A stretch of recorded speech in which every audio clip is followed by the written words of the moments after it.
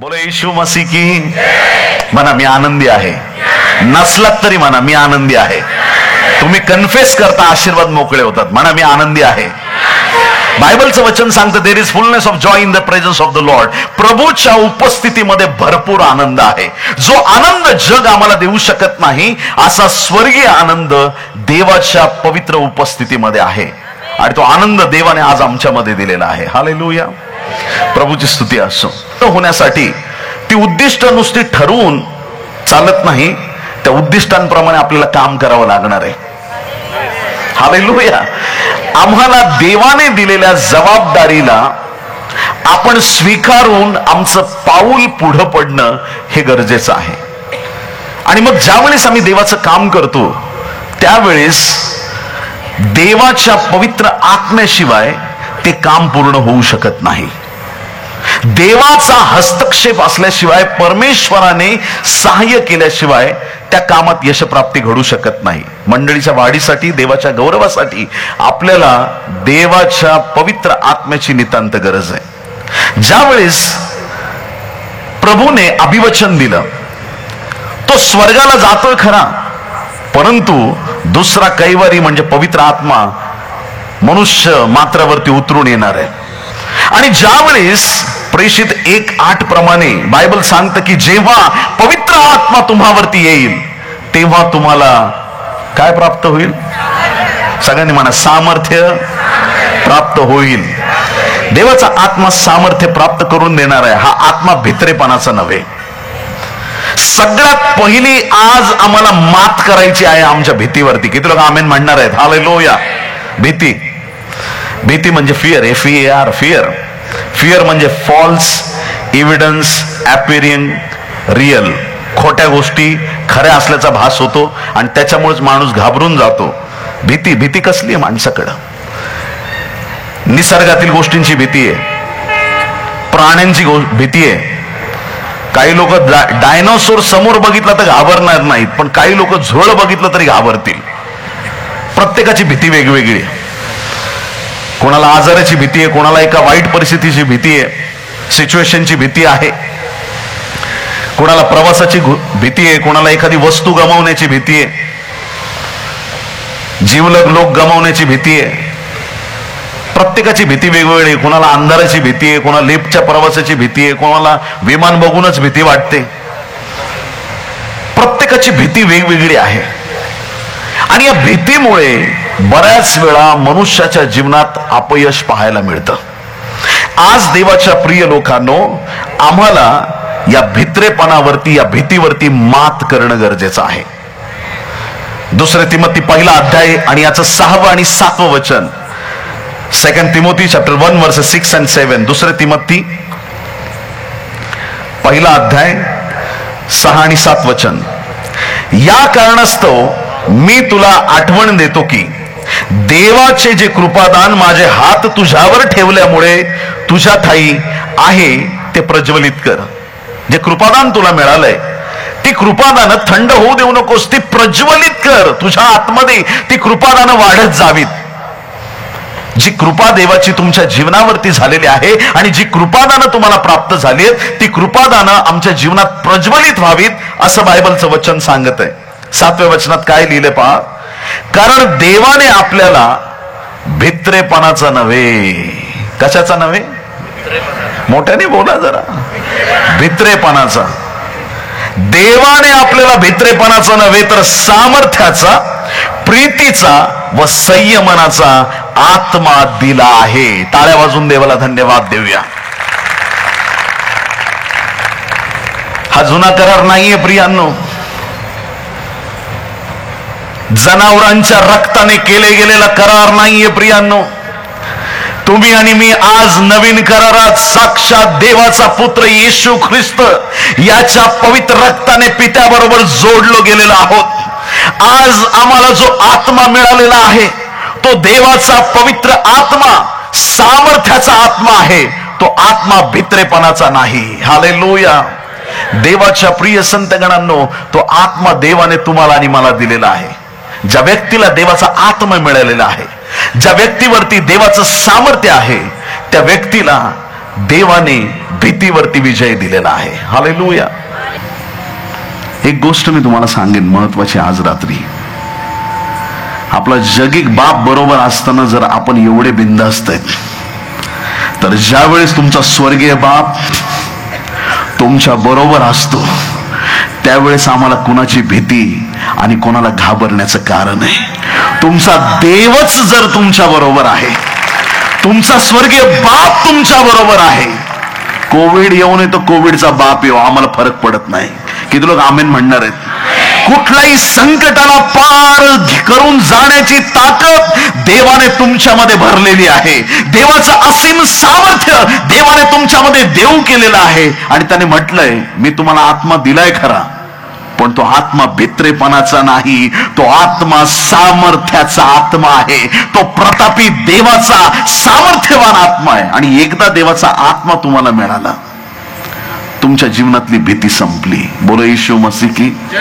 आज नंतर तो थरथर काप, ती भीती, ते दडपण मनावरून काढून टाका.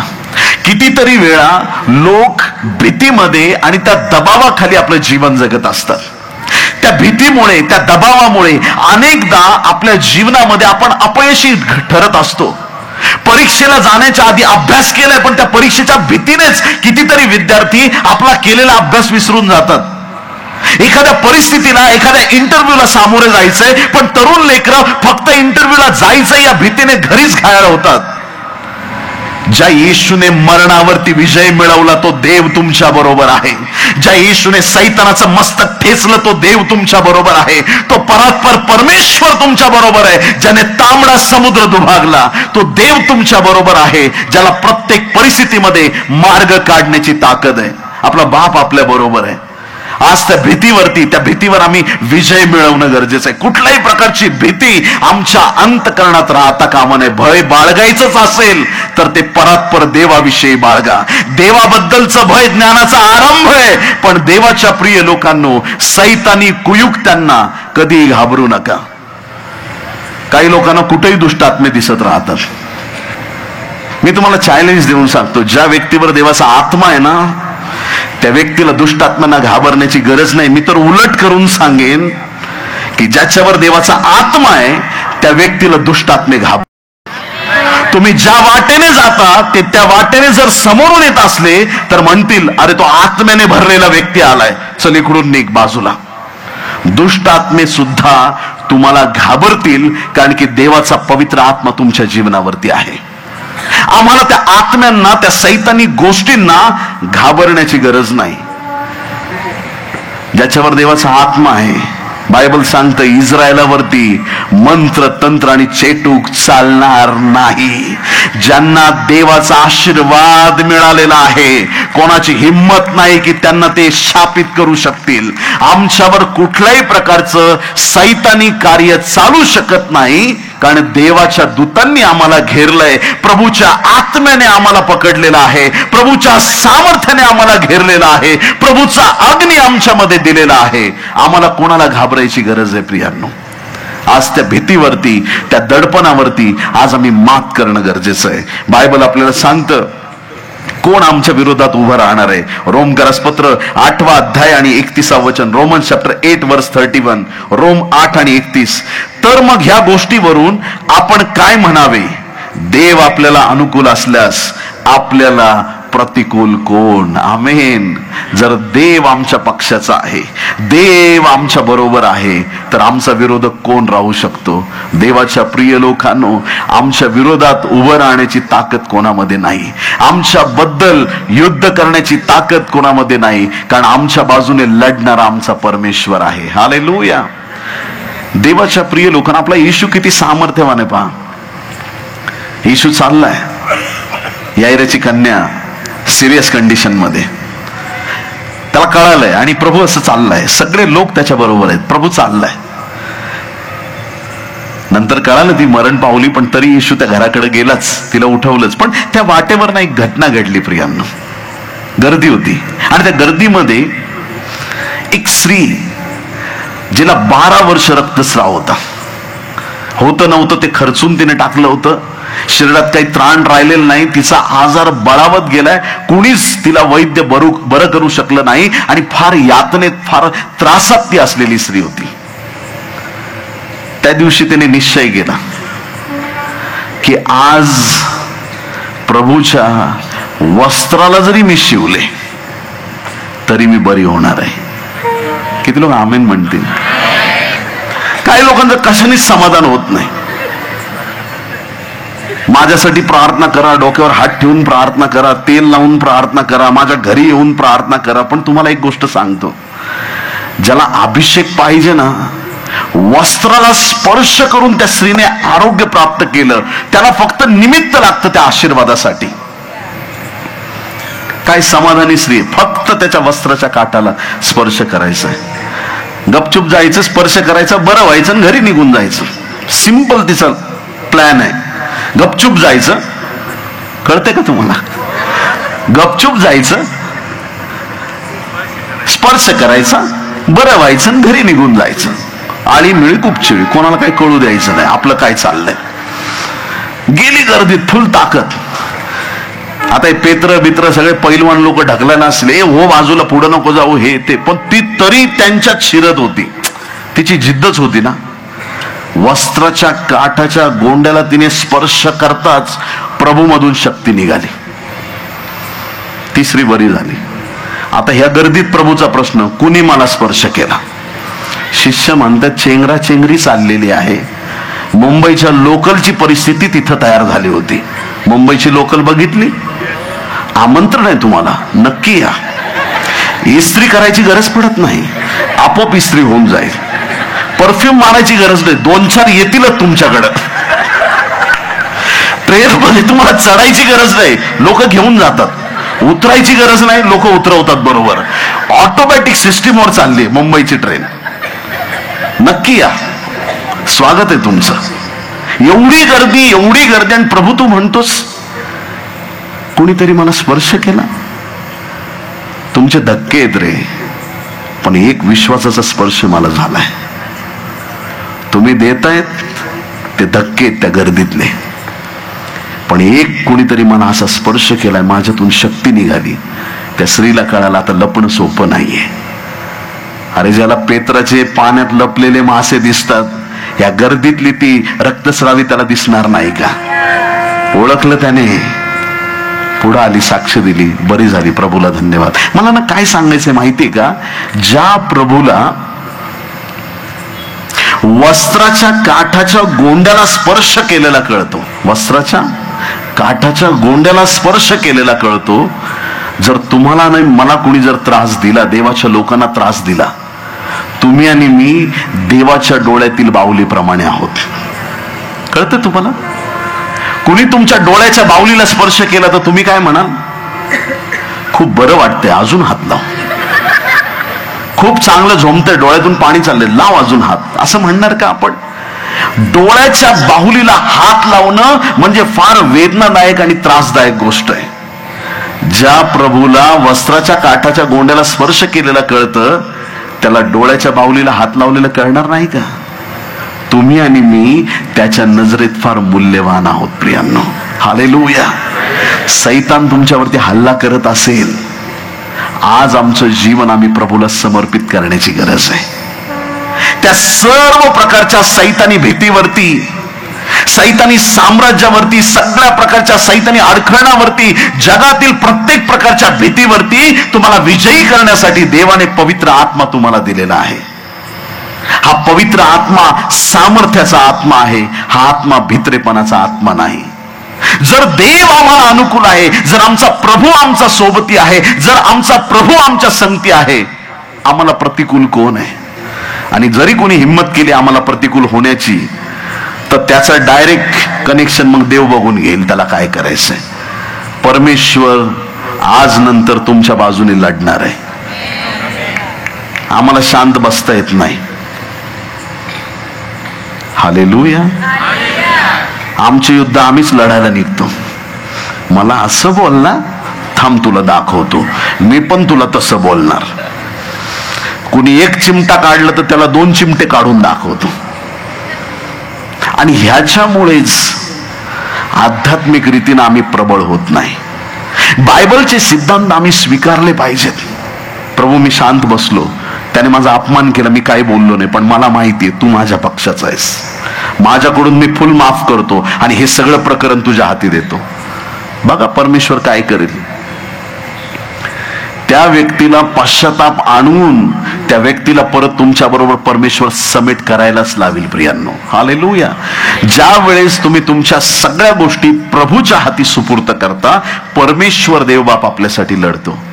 मग हा स्वभाव आम्ही बदलणं गरजेचं आहे. ती लीनता, ती नम्रता आम्ही धारण करावी आणि कुठल्याही गोष्टीला आम्ही घाबरू नये, भीतीच्या आत्म्याने आम्ही ग्रासलं जाऊ नये. ही परमेश्वराची योजना आहे. प्रियांनो, देवाने आम्हाला भित्रेपणाचा नाही, सामर्थ्याचा आत्मा दिला आहे. शेजारच्याला सांगा, देवाने मला भित्रेपणाचा नाही, सामर्थ्याचा आत्मा दिला आहे. सामर्थ्याचा आत्मा दिला आहे. आता कुणी असं म्हणू नका, तुलाच दिलाय का? मला पण दिलाय ना. हालेलुया. देवाने आम्हाला सामर्थ्याचा आत्मा दिलाय. त्या सामर्थ्याच्या आत्म्याने आम्ही चालावं ही देवाची इच्छा आहे. त्या सामर्थ्यवान पवित्र आत्म्याच्या कृपेने आम्ही चालावं, देहाने आम्ही चालू नये. शरीर मातीतून आलंय.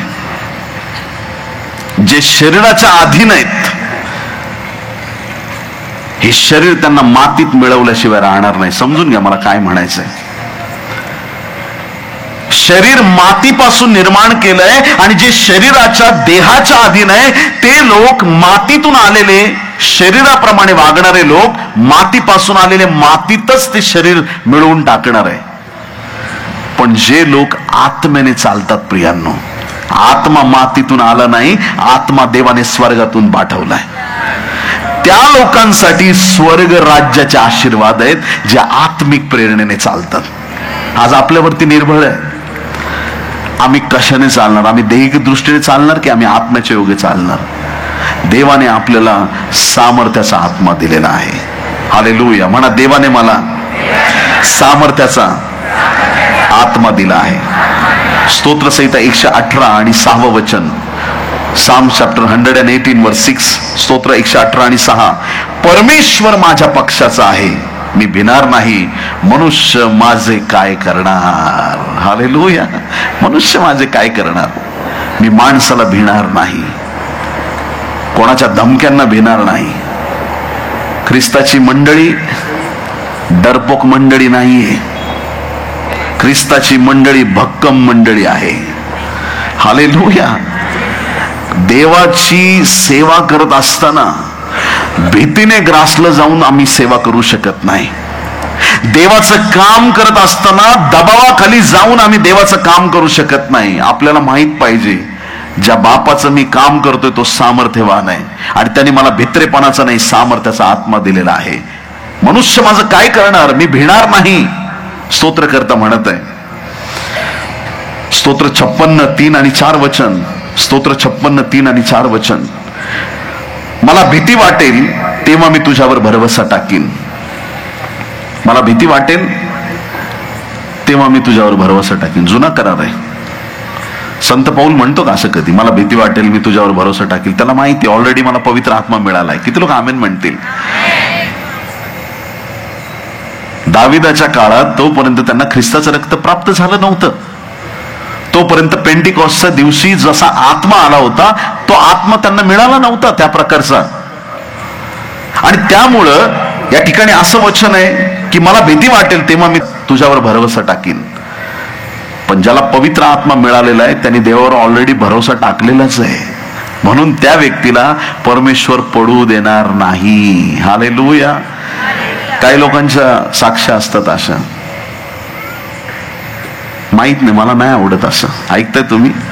मी देवात आलो, मग 4 वर्ष मी चाललो आणि मग आत्म्यात पडलो आणि मग मी परत उठलो, मग मी इनकरेज झालो, मग त्यांचा संदेश ऐकला, मग मी असा झालो, परत मला प्रॉब्लेम आला, परत मी पडलो.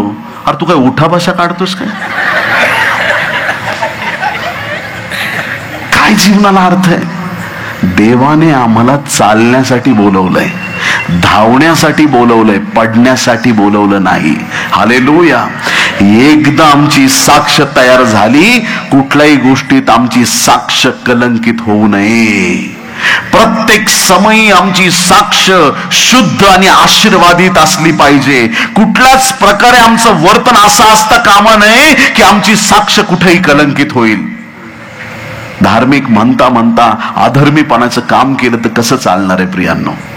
आम्हाला देवाच्या आत्म्याने प्रेरित होऊन चालायचंय, स्थिरतेने चालायचंय, देवाच्या गौरवामध्ये चालायचं आहे. देवावर आपल्याला भरवसा टाकायचा आहे. 4थं वचन सांगतं, देवाच्या साह्याने मी त्याच्या वचनांची प्रशंसा करीन. देवावर मी भरवसा ठेवला आहे, मी भिणार नाही. मानव माझे काय करणार? वचनावर भरोसा.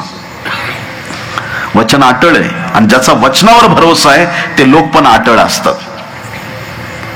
वचनावरती भरोसा, देवाच्या सामर्थ्यावरती भरोसा, त्या आत्म्यावरती भरोसा की हो माझा देव माझ्या बरोबर आहे. निरंतर आमच्या मनात ही जाणीव पाहिजे. ज्यावेळेस तुम्ही म्हणाल की परमेश्वरा तू माझ्या बरोबर आहेस, तुम्हाला कुठल्याच बाबतीत कधीच निराशा येणार नाही. तो तुम्हाला कधीच खाली पाहण्याची वेळ येऊ देणार नाही. कधी कधी आम्ही एखाद्या व्यक्तीवरती भरोसा टाकतो. एखादा व्यक्ती तुम्हाला अभिवचन देतो, काय नाही उद्या सकाळी 10 वाजेपर्यंत एवढी कॅश घेऊन येतो. कॅश आणि तो माणूस सगळे कॅशलेस होऊन जातात. तो पण आला नाही, त्याचं काही मदत पण आली नाही, काहीच नाही, असं घडतं. देवाच्या प्रिय लोकांनो, बऱ्याच वेळा माणसांवरती भरोसा टाकल्यानंतर आपल्याला कधी कधी असा अनुभव येतो की मी का भरोसा टाकला. कधी कधी आमची फसगत होऊ शकते. पण ज्याचा भरोसा देवावरती आहे तो कधीच लज्जित आणि फजित होत नाही. ज्याने आपला भाव आपल्या देवावरती टाकलेला आहे, देव त्याला कधी पडू देत नाही. ज्याने विश्वास ठेवलाय की माझा देव माझा सहाय्याचा दुर्ग आहे, माझा परमेश्वर माझी मदत करणार आहे, माझा देव मला खाली मान घालू देणार नाही, माझा देव मला निराश होऊ देणार नाही, माझा प्रभू मला सोडणार नाही. दुनिया इकडची तिकडं होईल पण माझ्या देवाचं वचन कधीही व्यर्थ जाणार नाही. देवाने अभिवचन दिलेलं आहे तर तो देव तुमची गरज पूर्ण करणार आहे. त्याच्यावर भरोसा टाकून निश्चिंत व्हा. आमेन. 4-5 वर्षाचं लेकरू आहे, ते कधी टेन्शन मध्ये बसतं का? घरामध्ये डोक्याला हात लावून काय करू, ह्या महिन्याचं लाईट बिल भरायचं राहिलंय, काय करू समजेना, घराचं आता रेंट भरायचं राहिलंय, मला काही कळत नाही, ह्या महिन्याचा हप्ता कसा भरणार आहे. आपण रडत बसतं का? ते त्या लेकराला काही घेणं देणं नाही. त्याला माहिती माझे आई बाप सक्षम आहेत.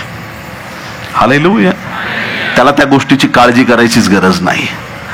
ज्याने आपला भार देवावरती टाकलाय त्या लहान लेकरासारखं आम्ही झालं पाहिजे. माझा देव पाहून घेणार आहे. लोक येतील म्हणतील अरे बाबा तुझं असं असं झालंय, तुझं तसं झालंय, तुझं हे, तू गप्प रे. माझा देव आहे, तो सगळं पाहून घेणार आहे. माझा भरोसा मी माझ्या देवावरती टाकलेला आहे. माझी भिस्त माझ्या प्रभूवर मी टाकलेली आहे. बापरे एवढं मोठं घर घ्यायची काय गरज होती, तुझा पगार असा आहे, तू आता कसे हप्ते भरणार. तू काळजी करू नकोस, तू तुझी काळजी कर. तुला करायचीच आहे, तुझी काळजी कर. माझी काळजी करणारा माझा देव आहे, माझ्या गरजा पूर्ण करणारा माझा देव आहे. तू घाबरू नकोस माझ्यासाठी. देवाच्या प्रिय लोकांनो, काही लोक निराशाच घेऊन येतात. कधी भेटले का समोरच्याला कसं खच्चीकरण करावं ह्याच्यात काही लोक एक्सपर्ट असतात. आणि अशा लोकांपासून नेहमी सावध राहा.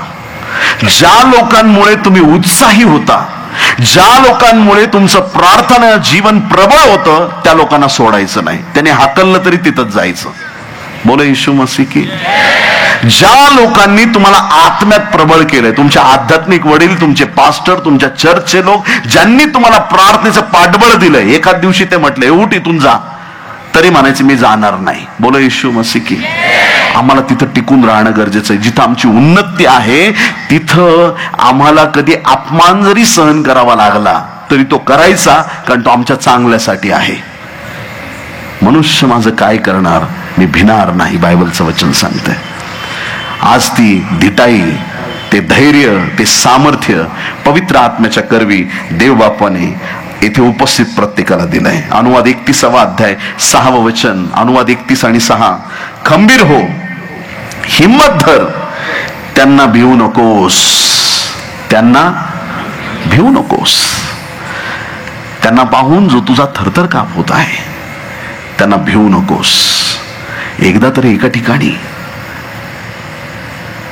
एका घरी गेलो प्रार्थनेला, पूर्ण परिवार, कोणी सोफ्यावर, कोणी खुर्चीवर, सगळे वर उभे आहेत. मी म्हटलं काय झालं?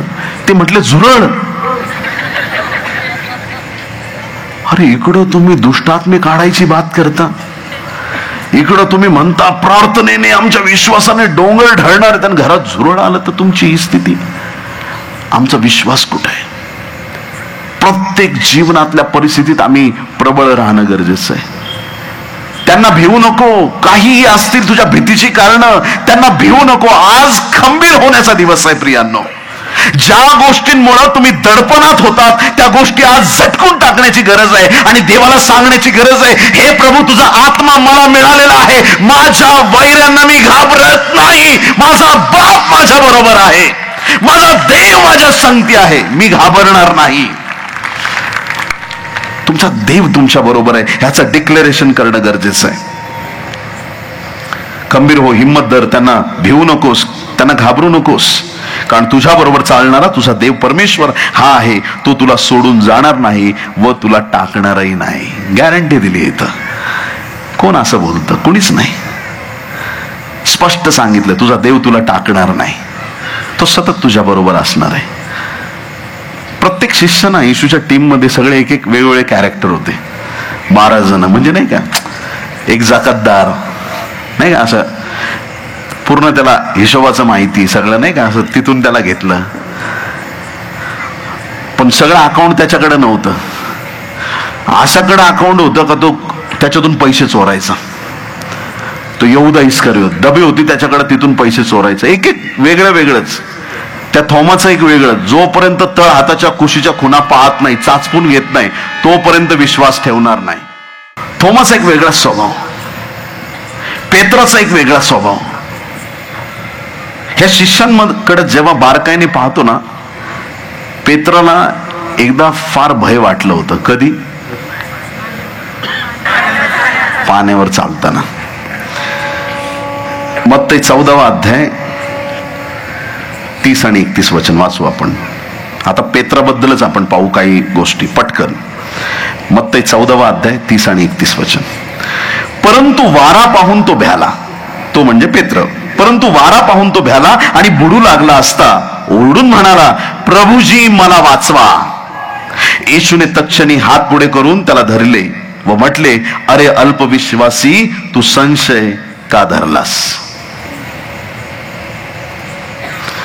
येशू ख्रिस्त अलीकडच्या किनाऱ्यावरती आहे. शिष्यांना सांगितलं, जा तुम्ही पहिल तरी, मी आलोच. शिष्य बिचारे गेले पुढे. प्रभू येशू ख्रिस्ताने त्यांच्या नंतर प्रवास करायचं ठरवलं, पण मचवा नव्हता पलीकडे जायला.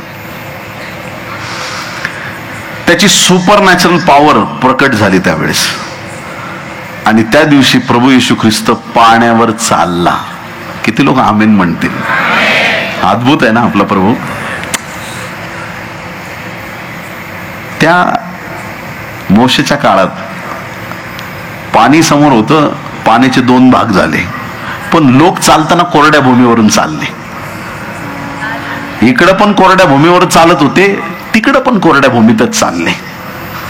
चमत्कार देवाने पाणी दुभागायचा केला ही मोठी गोष्ट आहे, पण हे लोक कोरड्या भूमीवर आधी पण चालायचे, तेव्हा पण कोरड्याच भूमीवर चालले. पण प्रभूचं सामर्थ्य बघा काय. येशू पाण्यावरती चालला. आणि ज्यावेळेस आम्ही म्हणतो येशू पाण्यावर चालला, आमचं लक्ष पूर्ण उत्पत्तीच्या पहिल्या अध्यायाच्या पहिल्या 2 वचनाकडे गेलं पाहिजे. देवाचा आत्मा जलाशयावरती तळपत होता.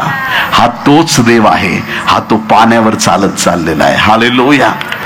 प्रभू पाण्यावर चालला, प्रभू चाललाय. आणि प्रभूचा असा प्लॅन होता की आता हे ना वल्ली मारू द्या, मी आपल्या यांना ओव्हरटेक करून पुढे जातो. प्रभू चाललाय. आता प्रभू पाण्यावर चाललाय, यांनी कधी पाण्यावर चालताना कोणाला बघितलंच नव्हतं. शिष्य इकडून मोठमोठ्याने ओरडायला लागले, भूत. काय विश्वास आहे यांचा? यांना गॅरंटी आहे भूत पाण्यावर चालेल पण येशू चालणार नाही. भूत भूत भूत ओरडतायत. प्रभूने तिकडून सांगितलं, भिवू नका, मी आहे. मी आहे काय आहे हे परात्पर देवाचं नाव आहे. मी हे जिवंत देवाचं नाव आहे. मोशेने विचारलं ना, तू पाठवतोस खरं, पण तू कोण आहेस, तुझं नाव काय सांगू त्यांना?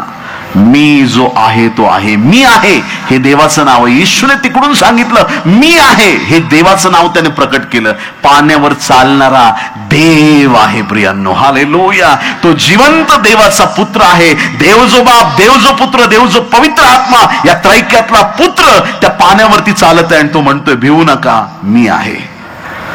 घाबरलेल्या स्थितीत आज तो तुम्हाला परत सांगतोय भिवू नका, मी आहे. हालेलुया. आता जसं मी आपल्याला सांगितलंय 12 लोक 12 एक वेगवेगळे कॅरेक्टर होते.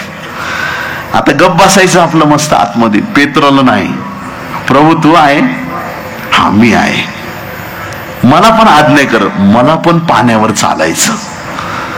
बाकीचे म्हटले असतील अरे तो देवाचा पुत्र आहे, तू आपलं बस की गपचूप, आपली वल्ली मार, आपण गपचूप जाऊ पलीकडे. काय चाललंय तुझं, काय करतोस तू?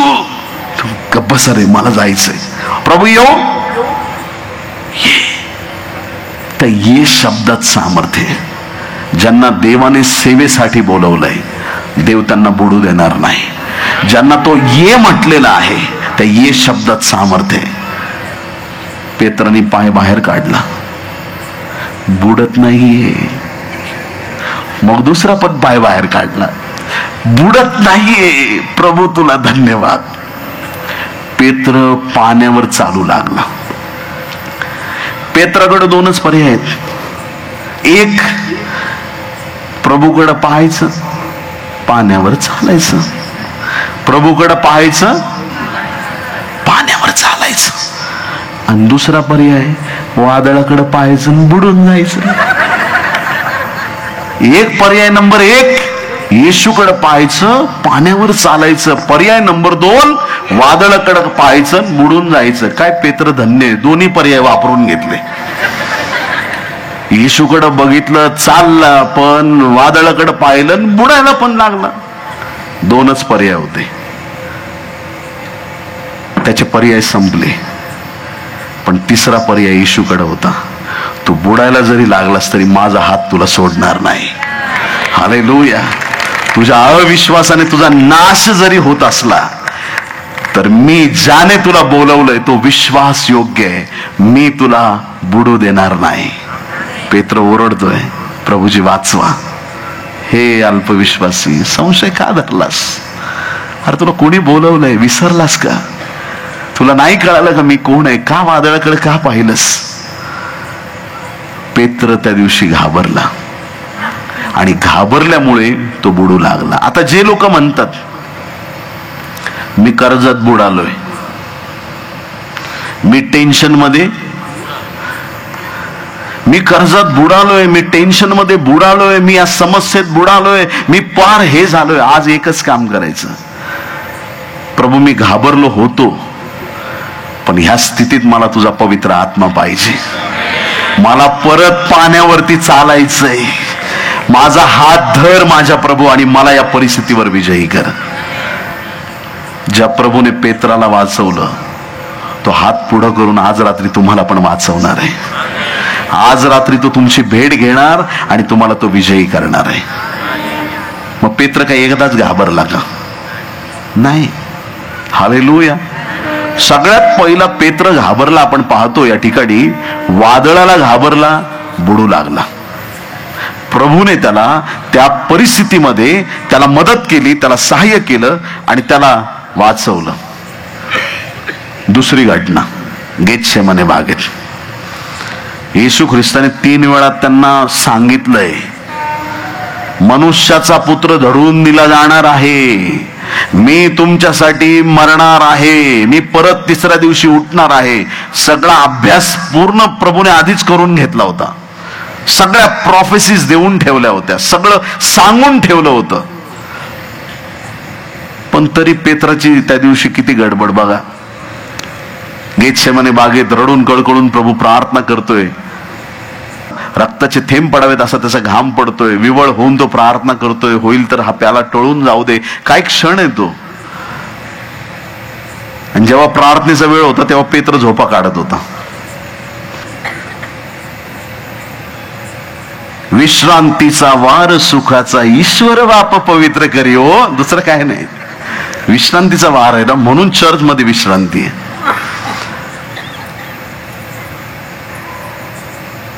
त्या गेत्सेमाने बागेमध्ये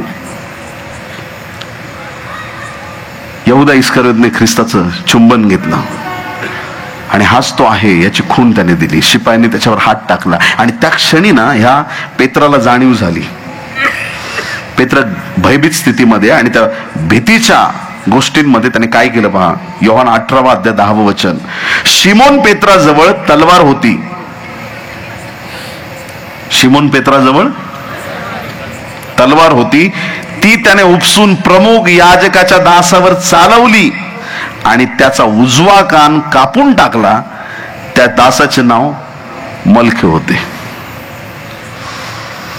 आता येशूच्या जागी दुसरा कोणी असतं तर म्हटलं असतं, पेत्रा एकच का कापलास बाबा, दुसरा कापून टाक, धर इकडचा पण कान काप. देवाच्या प्रिय लोकांनो, त्या परिस्थितीमध्ये पेत्र एक उतावीळपणाने त्याने पाऊल उचललंय. माझ्या गुरुला कोणी हात लावायचा नाही. जेव्हा शिपाई हात टाकतील, ज्यावेळेस खटले भरले जातील, ह्याला पण मारतील आणि आम्ही त्याचे शिष्य आहेत, आम्हाला पण मारतील, ही भीती होती. आणि त्या भीतीपोटी त्याने ती तलवार उपसली आणि त्याने त्या ठिकाणी त्या शिपायाचा त्याने कान कापला. प्रभूने काय केलं प्रियांनो? पेत्राला तलवार म्यान करायला सांगितली. जे तलवारीने लढतील ते तलवारीने मरतील. आणि प्रभूने काय केलं? त्या शिपायाचा कान परत एकदा त्याला जोडला. प्रियांनो, हालेलुया. तुमच्या घाबरलेल्या स्थितीत चुकलेली पावलं प्रभू करेक्शन परत एकदा त्याच्यामध्ये करायला तयार आहे. पण फक्त एक गरज आहे, जर त्याने एक तलवार म्यान करायला सांगितली तर ती म्यान करता आली पाहिजे. त्याने सांगितलं विश्वास धर, तर आम्ही धरला पाहिजे. पेत्र दुसऱ्यांदा घाबरला आणि तिसऱ्यांदा कधी घाबरला? तिसऱ्यांदा तर 3 वेळा घाबरला. बोले येशू मसीह की हालेलुया. पहिल्यांदा घाबरतो, पाण्यात बुडतोय. दुसऱ्यांदा घाबरतोय, कोणाचा कान छाटतोय. तिसऱ्या वेळेस ज्यावेळेस तो घाबरला, मत्तई 26 अध्याय 74 आणि 75 वचनात काय लिहिले? पटकन वाचू. मत्तई 26, 74 आणि 75. तेव्हा तो शापोच्चारण करून व शब्दा वाहून म्हणू लागला, मी त्या मनुष्याला ओळखत नाही, मी येशूला ओळखत नाही, असं तो म्हणतोय. इतक्यात कोंबडा आरवला. तेव्हा कोंबडा आरवण्यापूर्वी 3 वेळा तुम्हाला नाकारशील, असे जे येशूने पेत्राला सांगितले होते ते त्याला आठवले आणि तो बाहेर जाऊन मोठ्या दुःखाने रडला. जाणीव झाली त्याला धरलंय, प्रभूला पकडून घेऊन गेलेत. आता त्याचं काही खरं नाही, त्याला क्रुसावर देऊनच हे राहतील. आणि जर मी सांगितलं मी पण त्याच्या बरोबर होतो, त्याच्या बाजूला मी पण क्रुसावर जाईल. भीती आहे पेत्राकडं. आणि त्या भीतीपोटी त्याने प्रभूला नाकारलं. भीतीपोटी पाण्यात बुडाला, भीतीपोटी शिपायाचा कान कापला आणि भीतीपोटीच त्याने 3 वेळा प्रभूचा नाकार केला. का केलं असेल त्याने असं? का ह्या चुका त्याच्याकडून घडत गेल्या? एकच कारण आहे, कारण की तोपर्यंत पेत्राला पवित्र आत्मा प्राप्त झाला नव्हता. हालेलुया. मग ज्या वेळेस पेंटिकॉस्टच्या दिवशी माडीवरच्या खोलीत 120 जण जमलेले असताना वाऱ्याच्या सुसाट्यासारखा जोरदार नाद झाला. 120 जणांवरती अग्नीच्या जिभा उतरून आल्या. अग्नीच्या जिभांनी त्यांच्या जिभांशी पूर्णपणे त्यांचा ताबा घेतला आणि जे लोक आपल्या फक्त मातृभाषेत बोलणारे होते ते अन्य भाषेत बोलू लागले. देवाच्या त्या जिभेने, देवाच्या अग्नीच्या जिभेने त्यांच्या जिभेचा ताबा घेताच ते नवनव्या भाषा बोलू लागले, अन्य भाषेने ते बोलू लागले. देवाच्या आत्म्याने ते परिपूर्ण झाले. देवाचं असीम सामर्थ्य उतरलं आणि तो नाद एवढा भयंकर, जोरदार आणि जोरकस होता की जे लोक सण साजरा करायला मंदिराजवळ आले होते, हा आवाज कसला आहे हे पाहण्यासाठी ते तिथं आले. कित्येक जणांनी नावं ठेवली, मद्य पिलेत, असं झालंय तसं झालंय. ज्याला ना देवाच्या आत्म्याची ओळख नाही ते लोक डायरेक्ट नावं ठेवून मोकळे होतात. देवा असं असतो का, हे असं असतं का, प्रार्थना अशी असते का, हे तसं असतं का. ज्याला आत्मिक गोष्टी कळत नाहीत तो नावं ठेवून मोकळा होतो. काही लोकांनी नावं ठेवली, मद्य पिलेत, आणि मग तिथून पुढं पेत्र जसा त्या ठिकाणातून बाहेर आला, बायबल सांगतं 2 अध्यायाचं 14वं वचन, प्रेषित 2:14 मध्ये ऐका. तेव्हा पेत्र 11 प्रेषितांबरोबर उभा राहून त्यांना मोठ्याने म्हणाला, अहो यहुदी लोकांनो व यरुशलेमेतील रहिवाशांनो, हे लक्षात आणा व माझे बोलणे ऐकून या. आणि पुढे तो पार 41व्या वचनापर्यंत पेत्राचं भाषण आहे. ज्या दिवसाविषयी देवाने त्याला भविष्यवाणी केली होती प्रभूने, येशूचं त्याला सांगणं होतं की आज तू मासे धरणार आहेस, येत्या दिवसात तू माणसे धरणार होशील, ती भविष्यवाणी पूर्ण होण्याचा तो क्षण होता. कारण आज या पेंटिकॉस्टच्या दिवशी या पेत्राला पवित्र आत्मा प्राप्त झालाय. आधीचं त्याचं बोलणं त्याच्या स्वभावानुसार होतं, आधीचं बोलणं त्याचं वागणं त्याच्या स्वतःच्या स्वभावाप्रमाणे होतं, जुन्या आदामाच्या स्वभावाचं ते वागणं होतं. पण आता परात्पर देवाचा आत्मा पेत्राला प्राप्त झालाय. जे मुख उघडलं देवाच्या आत्म्याच्या सामर्थ्याने तो बोलायला तो सुरुवात करतो. आणि शेवटी 41वं वचन काय सांगतं, तेव्हा ज्यांनी त्याच्या संदेशाचा स्वीकार केला त्यांचा बाप्तिस्मा झाला. किती लोक आमीन म्हणणार त्या गोष्टीला. तो बोलला आणि लोकांनी स्वीकार केला, बाप्तिस्मा झाला, आणि त्या दिवशी त्यांच्यात सुमारे 3000 माणसांची भर पडली. हालेलुया, बोलो येशू मसीह की.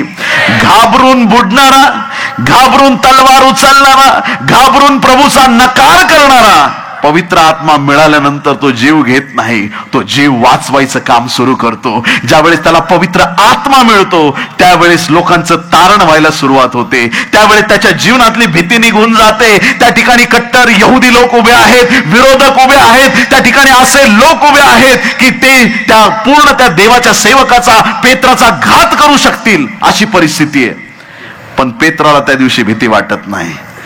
आत्मा आल्यानंतर भीती निघून जाते. हालेलुया, देवाचा आत्मा सैतानाचा खात्मा.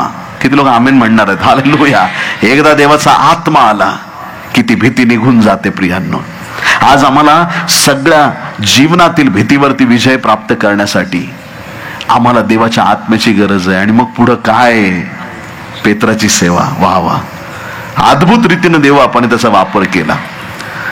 पेत्राने 2 पत्र लिहिले आणि त्या पत्रांमध्ये एक अशी स्थिती त्या काळात आहे. पहिलं पेत्र, जे पेत्राने लिहिलेलं पहिलं पत्र आहे, तो काळ असा होता ना की रोमन सम्राट जो होता त्या काळात त्याला देव समजलं जायचं, रोमन सम्राटाला. आणि त्या काळामध्ये शुभवर्तमान लोकांपर्यंत पोहोचत होतं. इकडं रोमन सम्राट देव मानला जातोय आणि इकडं खऱ्या देवाची ओळख लोकांना करून दिली जात आहे. मग लोकांची मनं देवाने परिवर्तित केली आणि मग ते त्या रोमन सम्राटाची पूजा अर्चा करायची त्यांनी बंद केली आणि कट्टर विरोध व्हायला लागला. आणि त्या विरोधात त्याने पहिल्या पेत्राचं पुस्तक त्याने मंडळीला लिहिलेलं आहे. हालेलुया. आणि त्या पत्रात तो लोकांना सांगतो की तुम्हाला विरोधाला सामोरं जावं लागेल, पण परमेश्वर तुमच्या बरोबर असणार आहे. हालेलुया. जो त्याचा अनुभव आहे, पवित्र आत्मा मिळाल्याच्या नंतर भीतीवरती मात करता येते, विजय प्राप्त करता येतो, ते त्याने मंडळीला पटवून सांगितलं.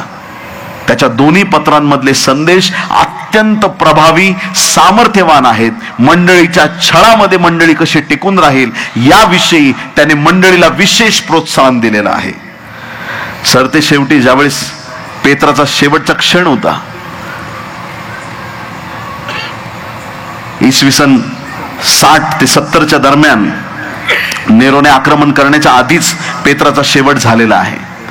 परंतु तो कालावधी, तो कालखंड असा होता प्रियांनो, की ज्यावेळेस पेत्राला क्रूसावर द्यायचं ठरलं, पेत्राने विनंती केली. आणि ती विनंती ही होती की मला माझ्या प्रभूसारखं क्रूसावर खेळू नका, तर मला खाली डोकं वर पाय करून मला असं क्रूसावरती खेळा, कारण मी ते योग्यतेचं नाही की प्रभूसारखं मरण मला प्राप्त व्हावं. काय पेत्राची हिंमत आहे.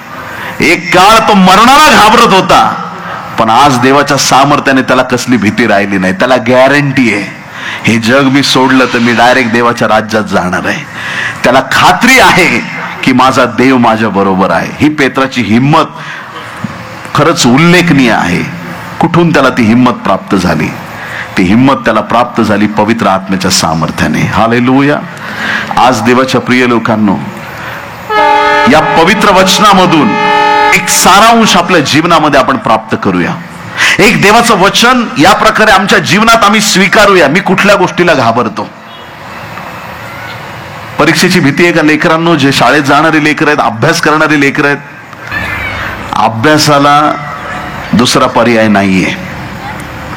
कॉप्या करून पास व्हाल, पुढं पस्तावा येईल. आज एखादा कॉप्या करून डॉक्टर झाला, उद्या एखाद्याच्या पोटात कैच्या वगैरे काय विसरू शकतो.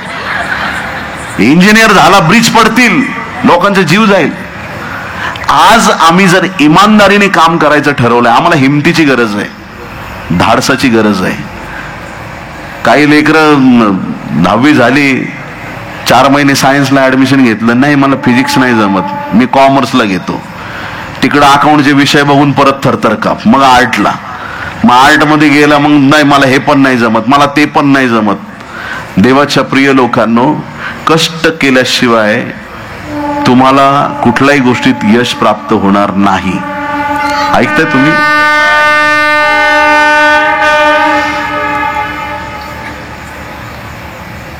जे लेकरं शिक्षण घेत आहेत, कुठल्याही स्पर्धा परीक्षा देत आहेत, हा संदेश तुमच्यासाठी आहे.